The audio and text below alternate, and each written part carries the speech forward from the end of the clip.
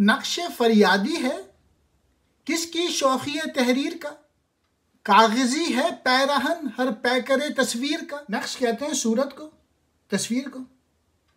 फरियादी कहते हैं फरियाद करने वाले को। पैकर कहते हैं जिस्म। मैसेज ये है, हस्ती कैसी भी हो वो तकलीफ़ और रंजी है उस हस्ती में। मतलब ये है कि असल से जुदा होने के बाद इस्तरारी कैफियत पैदा होना ज़रूरी है। ने यानी बांसुरी जब नेस्ता से जुदा होती है तो उसमें फरियाद करने की क़ुव्वत पैदा हो जाती है। इसी तरह जब तस्वीर कागज़ पर बनाई जाती है तो वह अपने कागज़ी लिबास की बदौलत नक्काश की शोखी तख्लीक की ज़ुबान हाल से फरियाद करने लगी। ये है दुनिया की सारी चीज़ें फ़ना होने वाली हैं।